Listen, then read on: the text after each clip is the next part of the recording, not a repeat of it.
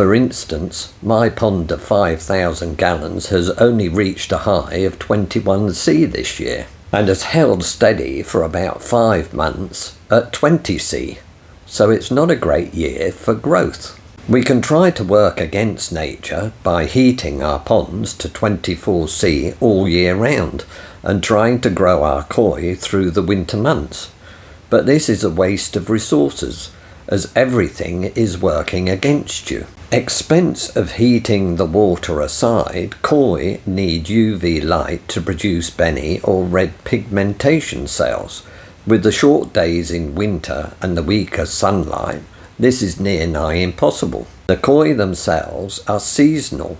They time their spawnings in the summer, with the longest day. They grow fastest in the summer. It is their season for growth. Warmer water in the summer produces the ideal conditions to grow. With good food, great results can be achieved. The long days and strong UV light of summer come into their own. So how do we maximize our koi growth? Easy answer: work with nature.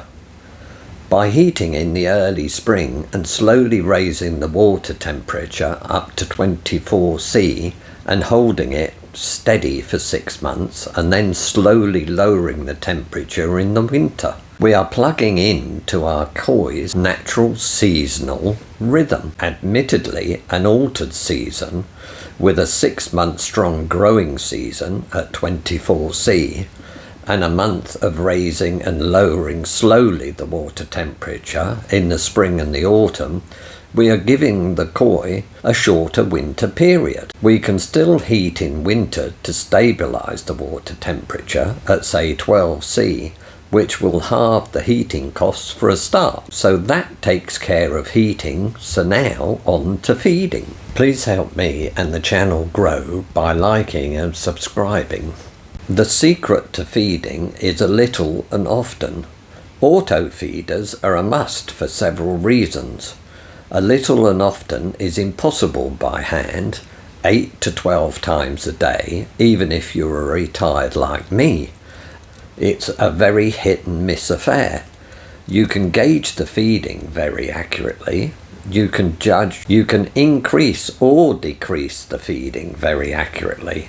The biofilm in the filter gets a regular snack rather than a huge spike. By spreading the feeds evenly, the koi graze as they would naturally in the wild. Koi don't have a stomach. They have a digestive tract. Simply put, it's an endless conveyor belt of food in one end and poo out the other. By feeding a little and often, you are helping the koi poo. I use an auto feeder, which is a Fishmate P7000. On a frequent feed setting, you can increase the number of feeds per day, but you can also increase the amount of food per feed. Weigh the food you are using. Koi food varies considerably in weight, so weigh the koi food you are using.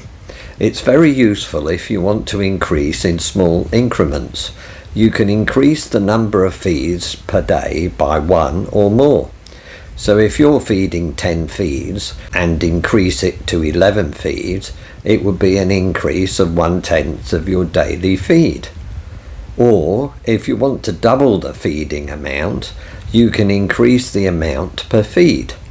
For instance, if you are feeding 10 times a day, 1 feed, but increase the amount to 2, which would double the amount of pellets delivered. Auto feeders are an essential tool, but remember to check them regularly to top them up. They do run out of food. I also keep a spare set of batteries. They last about 2 years when in use. It's better to have the quantity build up slowly. Please bear in mind the koi haven't eaten a lot if they've been shipped from a dealer, so they need a little time to get their digestive system working properly. I also use live yogurt to coat the pellets with before feeding. This helps kickstart the koi's gut process. Note, I don't put this in the auto feeder. I feed this by hand. How much to feed? Well, I don't weigh the koi and then feed 3% per day. I have an auto feeder that's currently set at 8 feeds a day, which delivers 4 feeds, which is approximately 40 grams of food a feed. So that's 320 grams a day, or 2.42 kilos a week. I monitor the waste. By looking in the sieve, I can see if there's any whole pellets in there. So if there are, I hold the feeding until there's only dust and no whole pellets. This means that the koi have eaten all the pellets before getting to the sieve. Then I can increase feeding slowly, allowing for the biofilm to catch up. Please help me and the channel grow by liking and subscribing. If I'm feeding heavy, I put filter matting in the sieve to catch the fines, and I rinse it out once a day. I normally have 3 filter mattings on the go at any one time. A quick look at expensive koi food labels reveals that you get what you pay for. Just compare the lists of ingredients between cheap and expensive brands. Look at the ingredients on the packet. Fish are cold-blooded, so that they cannot easily process warm-blooded products from the poultry industry. Make your own mind up and buy what you can afford. Buy the best food you can afford. Sake akari is the best, but not the most expensive, but you get what you pay for. Pellet size. Koi can only eat what will fit in their mouths. They are not sharks, they cannot bite, but they can suck a piece of bread to bits in seconds, which is especially important for growing fry. It is also relevant for small or young koi. There are fry foods, and the main pellet sizes are 2, 3, 4, 4.5 and 6 mil in size. Use what is appropriate depending on the size of the koi. Please don't grind up 6 mil pellets for fry. Fry need more protein in their diet, so buy fry food. They're worth it. Females tend to be bigger than males, partly because they eat more. The trouble with females is that they grow well until sexual maturity, then they switch nearly all their growth production into egg production for the next generation. They do grow, but it tends to be in girth rather than in length. With males, there is no major change at sexual maturity, so they often outgrow the female at this time. Gently increase the heat and the feeding slowly, so that your filter can adjust to the increase in loading. Remember, there are delays in the nitrogen cycle.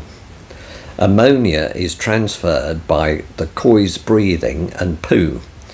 So ammonia will be in the system from the moment the koi go in, but nitrite is delayed and is only produced by the bacteria from the ammonia. There is a similar delay from nitrite to nitrate for the same reason, but all these processes use up oxygen atoms. As you increase feeding slowly, test your water for all 3, ammonia, nitrite and nitrate, and only increase your feeding in small increments once these have been established.